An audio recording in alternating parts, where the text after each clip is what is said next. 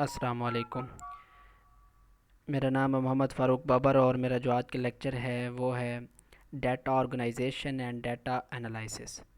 تو آج ہم دیکھیں گے کہ جو ہم ایکسپیریمنٹس کرتے ہیں بیالوجی میں، تو ان سے جو ہمیں جو ڈیٹا حاصل ہوتا ہے تو ہم اس کو کس طرح آرگنائز کرتے ہیں اور پھر اس کا کس طرح انالائسس کرتے ہیں۔ تو یہ ڈیٹا آرگنائزیشن اور ڈیٹا انالائسس کسی بھی بیالوجیکل میتھڈ کے لیے بہت امپورٹنٹ سٹیپس ہیں۔ اور اگر ہم ڈیٹا کو ڈیفائن کریں تو ڈیٹا وہ انفارمیشن ہوتی ہے جو کہ نیمز کی صورت میں بھی ہو سکتا ہے، ڈیٹس کی صورت میں بھی ہو سکتا ہے، یا ویلیوز کی صورت میں بھی ہو سکتا ہے، جو کہ ہمیں آبزرویشنز اور ایکسپیریمنٹیشن سے حاصل ہوتی ہیں۔ تو ڈیٹا وہ معلومات ہوتا ہے جو کہ ہمیں آبزرویشنز اور ایکسپیریمنٹ سے حاصل ہوتا ہے، تو اس معلومات کو ہم ڈیٹا کہتے ہیں۔ اس کے بعد ہمارے پاس ڈیٹا آرگنائزیشن ہے۔ تو ہائپوتھیسس کو چیک کرنے کے لیے جو تجربات کیے جاتے ہیں ان سے ہمارے پاس ڈیٹا حاصل ہوتا ہے۔ تو سائنٹسٹ اس ڈیٹا کو کلیکٹ کرتے ہیں اور اس کو آرگنائز کرتے ہیں، مطلب اس کو ترتیب دیتے ہیں۔ تو کسی بھی ایکسپیریمنٹ کو جو ہے وہ پرفارم کرنے سے پہلے بیالوجسٹ کے لیے یہ ضروری ہوتا ہے کہ وہ ڈیٹا کلیکشن میتھڈس کو ڈسکرائب کرے۔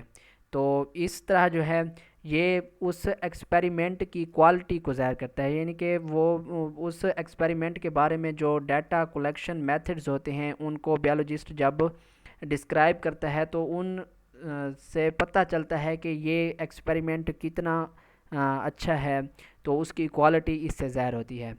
تو ہمارے پاس جو ڈیٹا ہوتا ہے اس کو ڈیفرنٹ فارمیٹس میں آرگنائز کیا جاتا ہے، جن میں گرافکس ہیں، ٹیبلز ہیں، اس کے علاوہ فلو چارٹس ہیں، میپس ہیں اور ڈائیگرامز ہیں۔ ان کی صورت میں ہم ڈیٹا کو آرگنائز کرتے ہیں۔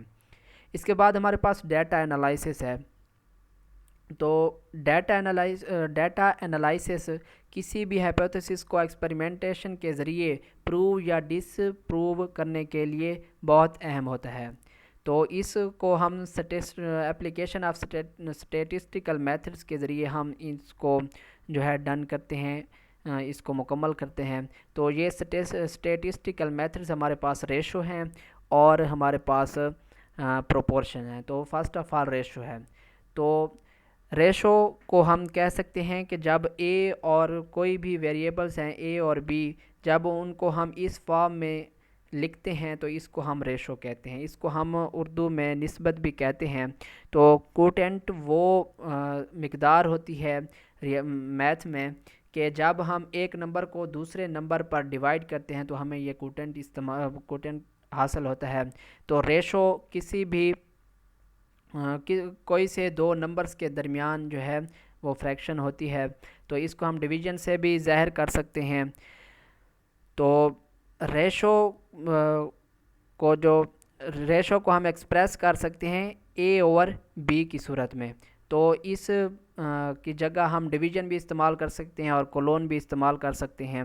اس کے بعد اگر ہم اس کی ایگزامپل دیکھیں کہ ایک ایکسپیریمنٹ ہے کہ 50 ملیریل پیشنٹس ہیں اور 150 نارمل پیشنٹس ہیں، تو ان کے درمیان جو ہے وہ تعلق کیا ہے، تو ہم کہہ سکتے ہیں کہ 3 نارمل پیشنٹس میں سے ایک ملیریل پیشنٹس ان میں سے ہوگا۔ تو اس طرح جو ہے یہ نسبت ظاہر ہوتی ہے۔ اس کے بعد پروپورشن ہے۔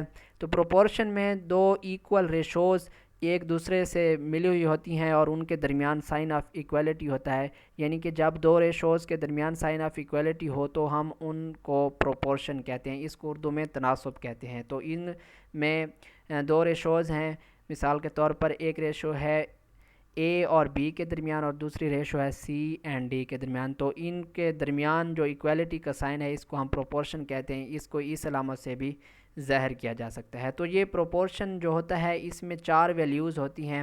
ان میں سے اگر ہمیں کوئی سی 3 معلوم ہو تو ہم چوتھی کو معلوم کر سکتے ہیں۔ مثال کے طور پر ہمارے پاس اگر 100 ہیلدی سپیروز ہیں، یعنی کہ چڑیاں ہیں، تو ایک پریویس ہم نے ایکسپیریمنٹ کیا تو اس میں ہم نے ماسکیٹوز کو الاؤ کیا کہ وہ 20 جو سپیروز تھیں ان کو انفیکٹ کریں، تو ان 20 میں سے 14 کو ملیریا ہو گیا۔ تو اب ہم چیک کرنا چاہتے ہیں کہ جو ہمارے پاس 100 سپیروز ہیں تو ان میں سے کتنی سپیروز کو ملیریا ہوگا۔ تو ہمارے پاس پہلے یہ انفارمیشن ہے کہ 20 میں سے 14 کو ملیریا ہو گیا۔ تو ہمارے پاس 3 ہیں پہ کوانٹیٹیز ہیں، تو ان میں سے ان کو استعمال کر کے ہم چوتھی کوانٹٹی کو معلوم کر سکتے ہیں۔ تو اس کے لیے ہم رول آف پروپورشن استعمال کرتے ہیں۔ تو فرسٹ ریشو ہے 14:20 اینڈ سیکنڈ ہے ایکس ریشو 100۔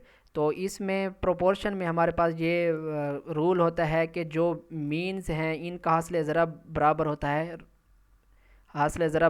ہے، ایکسٹریمز کے حاصل ضرب کے۔ تو ہم ان کو 20 کو ایکس کے ساتھ ملٹیپلائی کر سکتے ہیں اور 14 کو 100 کے ساتھ، تو ہمارے پاس یہ بن سکتا ہے تو ہم نے ایکس معلوم کرنا ہے، 20 کو ادھر لے جائیں گے، یہ 20 ادھر ملٹیپلائی ہو رہا ہے ادھر ڈیوائڈ ہو جائے گا، تو ہمارے پاس 70 بنتا ہے۔ اس سے مراد یہ ہے کہ جو 100 ہمارے پاس سپیروز تھیں ان میں سے 70 کو ملیریا ہو جائے گا۔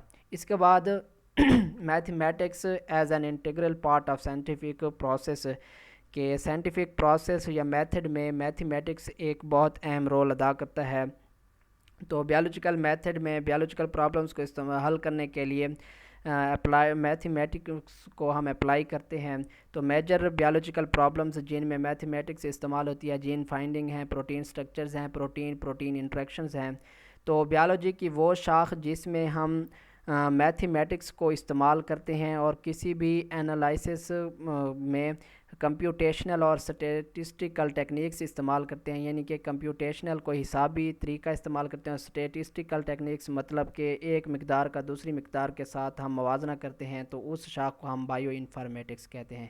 تو نیکسٹ لیکچر میں ہم 3rd چیپٹر سٹارٹ کریں گے انشاءاللہ۔